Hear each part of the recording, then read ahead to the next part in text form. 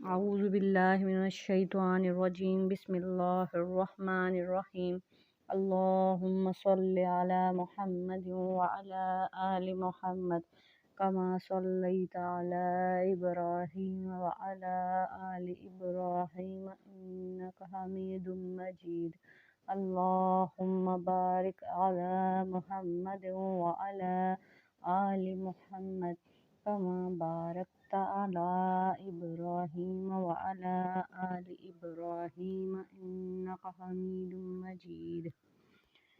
Rabbi इश्रह ली सदरी व यस्सिर ली अमरी वहलुल उक़दतम मिन लिसानी यफ़क़हू क़ौली। अऊज़ु बिल्लाहि मिनश शैतानिर रजीम बिस्मिल्लाहिर रहमानिर रहीम। आज इंशाअल्लाह हम सूरह अनाम की आयत नंबर 1 से शुरू करेंगे। अल्हम्दुलिल्लाहिल्लज़ी खलक़स समावाति वल अर्ज़। तमाम तारीफ़ें अल्लाह की हैं जिसने आसमान और ज़मीन को पैदा किया और अंधेरियां और रोशनी बनाई। फिर भी जिन लोगों ने कुफ्र अपना लिया है वो दूसरों को खुदाई में अपने परवरदिगार के बराबर करार दे रहे हैं। हुवल्लज़ी खलक़कुम, वही ज़ात है जिसने तुमको गीली मिट्टी से पैदा किया, फिर तुम्हारी ज़िंदगी की एक मियाद मुकर्रर कर दी और दोबारा ज़िंदा होने की एक मुतय्यन मियाद इसी के पास है, फिर भी तुम शक में पड़े हुए हो।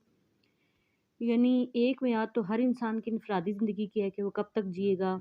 शुरू में तो इसका इल्म किसी को नहीं होता, मगर जब कोई शख्स मर जाता है तो हर एक को मालूम हो जाता है कि इसकी उम्र कितनी थी। लेकिन मरने के बाद जो ज़िंदगी आने वाली है वो कब आएगी, इसका इल्म सिर्फ़ और सिर्फ अल्लाह ताला के पास है। वहुवल्लाहु फिस्समावाति व फिल अर्ज़, और वही अल्लाह आसमानों में भी है और ज़मीन में भी, और वो तुम्हारे छुपे हुए भेद भी जानता है और खुले हुए हालात भी, और जो कुछ कमाई तुम कर रहे हो इससे भी वाकिफ़ है। वमा तातिहिम, और उन काफिरों का ये हाल है कि उनके पास उनके परवरदिगार की निशानियों में से जब भी कोई निशानी आती है तो ये लोग इससे मुंह मोड़ लेते हैं।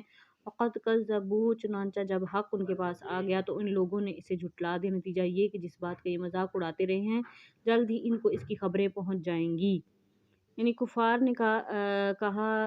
कुफ़ार से कहा गया था कि अगर उन्होंने हठ धर्मी का रवैया जारी रखा तो दुनिया में भी उनका अंजाम बुरा होगा और आखिरत में भी उनको अजाब का सामना करना होगा।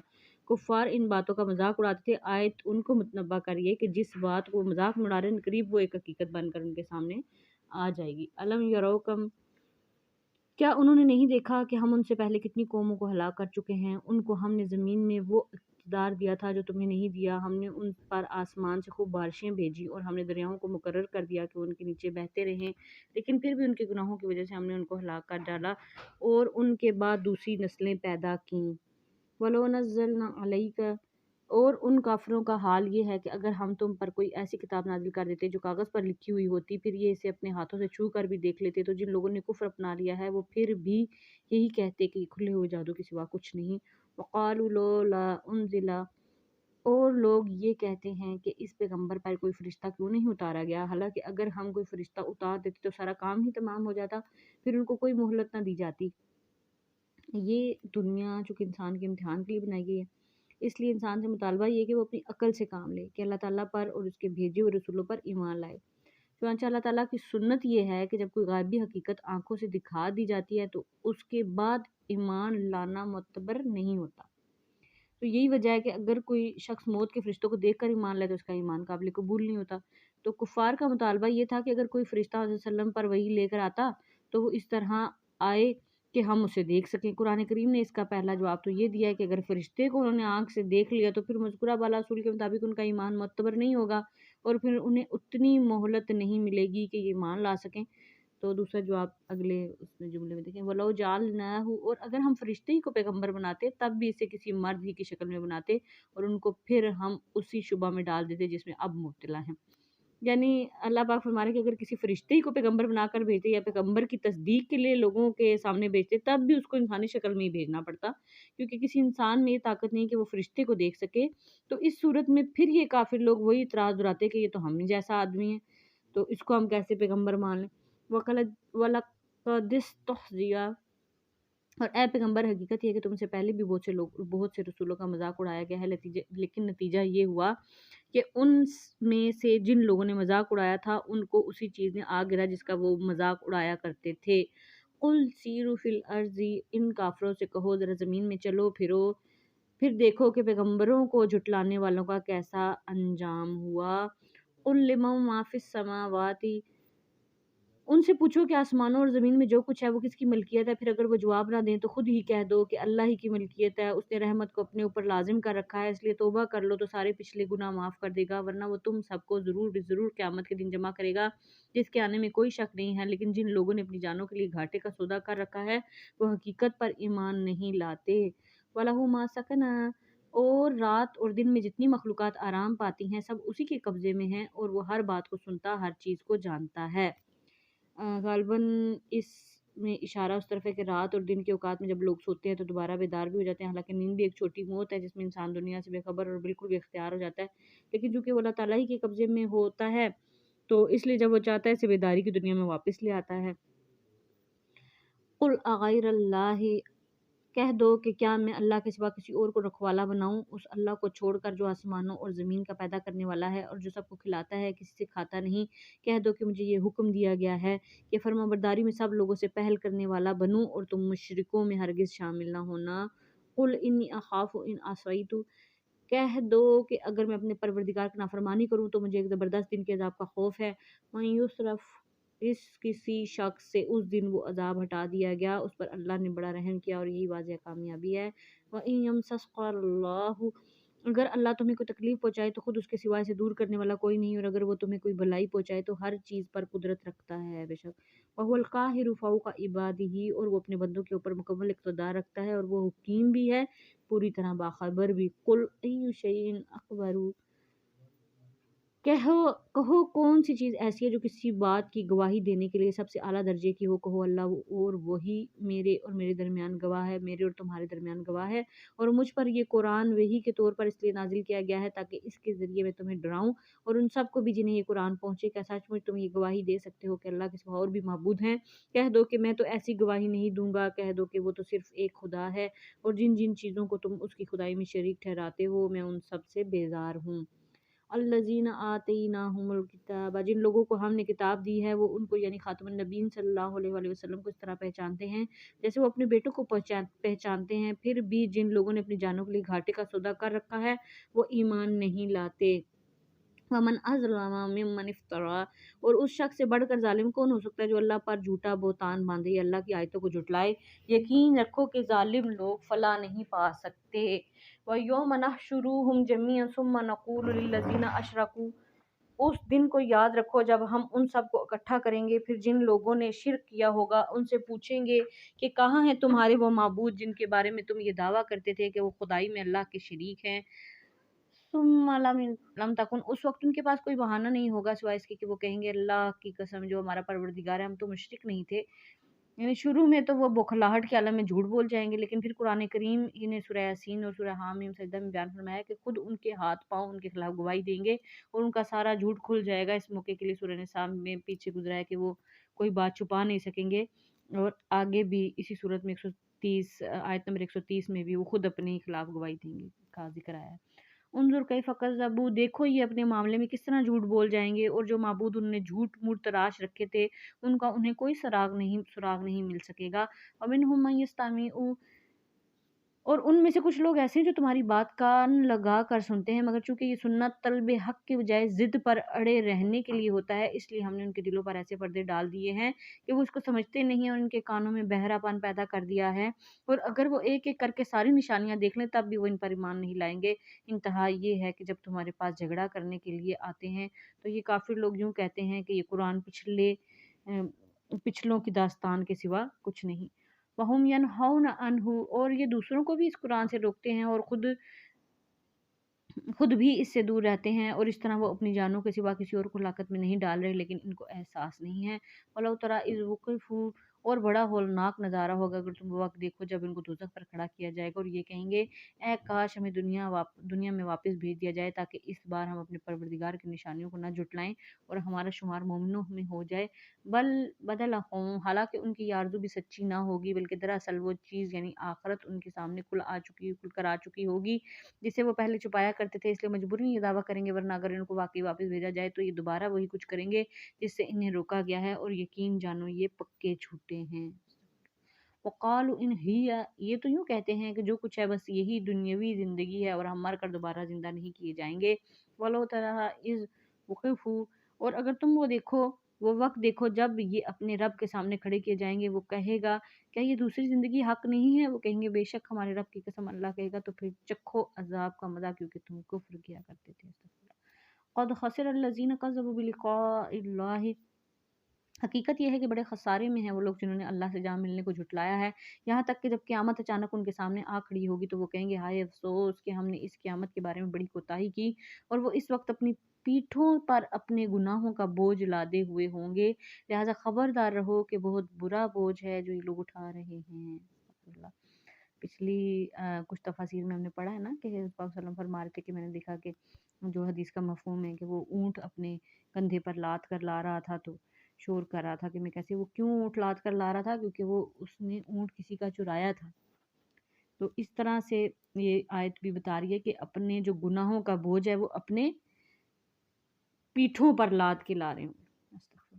وَمَا الْحَيَاةُ الدُّنْيَا، اور دنیاوی زندگی تو ایک کھیل تماشے کے سوا کچھ نہیں، اور یقین جانو کہ جو لوگ تقوی اختیار کرتے ہیں ان کے لیے آخرت والا گھر کہیں زیادہ بہتر ہے، تو کیا اتنی سی بات تمہاری عقل میں نہیں آتی؟ یہ بات جو ہے نا وہ کافروں کے اس بیان کے جواب میں کہے گی جو آیت نمبر 29 میں اوپر گزرا ہے کہ جو کچھ ہے بس یہی دنیاوی زندگی ہے۔ تو جواب میں فرمایا گیا کہ آخرت کی ابدی زندگی کے مقابلے میں چاند روزہ کی دنیاوی زندگی جسے تم سب کچھ سمجھ رہے ہو کھیل تماشے سے زیادہ وقت نہیں رکھتی۔ اگر ہم آج کے دور میں بھی اس آیت کا ترجمہ دیکھیں تو ہم اس دنیا کو کمانے کے لیے ہر برا کام، ہر گناہ، ہر فراڈ، دھوکہ کرنے کو تیار ہو جاتے ہیں۔ ہم اپنے پیاروں کو بھی پیچھے نہیں چھوڑے، ہم اپنے پیاروں کے ساتھ بھی یہ سب دھوکے کرنے میں لگے ہوئے ہیں۔ کیا کرنا ہے اس دنیا کو کما کے، کیا کرنا ہے اس دنیا کو کما کے؟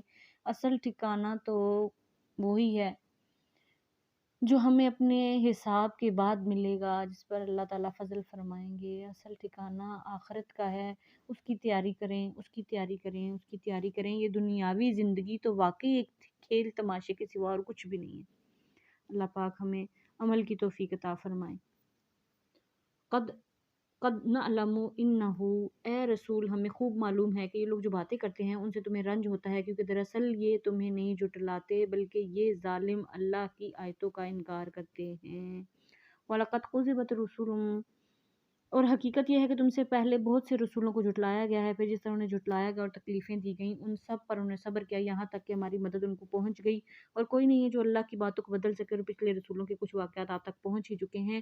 وَإِن كَانَ كَبُورًا، اور اگر ان لوگوں کا منہ موڑے رہنا تمہیں بہت بھاری معلوم ہو رہا ہے تو اگر تم زمین کے اندر جانے کے لیے کوئی سرنگ یا آسمان میں چڑھنے کے لیے کوئی سیڑھی ڈھونڈ سکتے ہو تو ان کے پاس ان کا منہ مانگا یہ معجزہ لے آؤ، اور اگر اللہ چاہتا تو ان سب کو ہدایت پر جمع کر دیتا، لہذا تم نادانوں میں ہرگز شامل نہ ہونا۔ آدم علیہ السلام کو اللہ تعالیٰ نے بہت سے معجزات عطا فرمائے تھے، ان میں سب سے بڑا معجزہ تو خود قرآن تھا، کیونکہ آپ کے امی ہونے کے باوجود یہ فصیح و بلیغ کلام آپ پر نازل ہوا تھا۔ تنہا یہ ایک معجزہ ایک حق کے طلبگار کے لیے کافی ہے کہ اسے وہ امی ہے، مطلب کچھ پڑھنا لکھنا نہیں جانتا، پھر بھی اتنی فصیح، اتنی بلیغ، اتنا اچھا کلام وہ اپنے منہ سے بیان کر رہا ہے، تو یہ اس سے بڑھ کر تو اور کچھ بھی نہیں تھا نا۔ انما یستجیب الذین، بات تو وہی لوگ مان سکتے ہیں جو حق کے طالب ہیں، طالب بن کر سنیں، جہاں تک ان مردوں کا تعلق ہے کہ ان کو تو ان مردوں کا تعلق ہے ان کو تو اللہ ہی قبروں سے اٹھائے گا، پھر یہ اسی کی طرف لوٹائے جائیں گے۔ وقالوا لولا نزل علیہ، یہ لوگ کہتے ہیں کہ اگر یہ نبی ہیں تو ان پر ان کی پروردگار کی طرف سے کوئی نشانی کیوں نہیں اتاری گی؟ ان سے کہو کہ اللہ بے شک اس بات پر قادر ہے کہ کوئی نشانی نازل کر دے، لیکن ان سے اکثر لوگ اس کا انجام نہیں جانتے۔ وما من دابۃ فی الارض، اور زمین میں جتنے جانور چلتے ہیں اور جتنے پرندے اپنے پروں پر اڑتے ہیں وہ سب مخلوقات تم جیسی ہی اصناف ہیں، ہم نے کتاب یعنی لوح محفوظ میں کوئی کسر نہیں چھوڑی ہے، پھر ان کو جمع کر کے ان کے پروردگار کی طرف لے جایا جائے گا۔ اس آیت میں اللہ تعالیٰ یہ بتا رہے ہیں کہ بننے کے بعد دوسری زندگی صرف انسانوں کے ساتھ مخصوص نہیں ہے بلکہ تمام جانوروں کو بھی قیامت کے دن حشر کے دن زندہ کر کے اٹھایا جائے گا۔ تم جیسی ہیں اصناف ان کی بھی کا مطلب یہ ہے کہ جس طرح تمہیں دوسری زندگی دی جائے گی اسی طرح ان کو بھی دوسری زندگی ملے گی۔ حدیث میں وسلم نے بیان فرمایا کہ جانوروں نے دنیا میں ایک دوسرے پر جو ظلم کیے ہوں گے میدان حشر میں مظلوم جانور کو حق دیا جائے گا کہ وہ ظالم سے بدلہ لے، یعنی کہ یہ کہا جاتا ہے کہ ایک جو بکری ہے اس کو اگر سینگ والی بکری نے اس کو مارے ہوں گے اپنے سینگ، تو جو بغیر سینگ کی بکری ہے اس کو سینگ دیے جائیں گے قیامت والے دن کہ وہ بھی اس سے اپنا بدلہ لے لے۔ تو یہ اصناف ایک جیسی کا یہ مطلب ہے۔ والذین کذبوا بآیاتنا، اور جن لوگوں نے ہماری آیتوں کو جھٹلایا وہ اندھیروں میں بھٹکتے بھٹکتے بہرے اور گونگے ہو چکے ہیں۔ اللہ جسے چاہتا ہے اس کی ہٹ دھرمی کی وجہ سے گمراہی میں ڈال دیتا ہے، اور جسے چاہتا ہے سیدھی راہ پر لگا دیتا ہے۔ یعنی اپنے اختیار سے گمراہی کو اپنا کر انہوں نے حق سننے اور کہنے کی صلاحیت ہی ختم کر لی ہے۔ یاد رہے کہ یہ ترجمہ فی الظلمات کو ہم قسم بکم سے قرار دینے پر مبنی ہے۔ قل ارائیتکم، ان کافروں سے کہو اگر تم سچے ہو تو ذرا یہ بتاؤ کہ اگر تم پر اللہ کا عذاب آ جائے یا تم پر قیامت ٹوٹ پڑے تو کیا اللہ کے سوا کسی اور کو پکارو گے؟ بل ایاہ تدعون، بلکہ اسی کو پکارو گے پھر جس پریشانی کے لیے تم نے اسے پکارا ہے، اگر وہ چاہے گا تو اس سے دور کر دے گا، اور جن دیوتاؤں کو تم اللہ کے ساتھ شریک ٹھہراتے ہو اس وقت ان کو بھول جاؤ گے۔ ایسا ہی ہے۔ وَلَقَدْ أَرْسَلْنَا إِلَىٰ أُمَمٍ مِّن قَبْلِكَ فَأَخَذْنَاهُم بِالْبَأْسَاءِ وَالضَّرَّاءِ، اے پیغمبر تم سے پہلے ہم نے بہت سی قوموں کے پاس پیغمبر بھیجے، پھر ہم نے ان کی نافرمانی کی بنا پر انہیں سختیوں اور تکلیفوں میں گرفتار کیا تاکہ وہ عز و نیاز کا شیبہ اپنائیں۔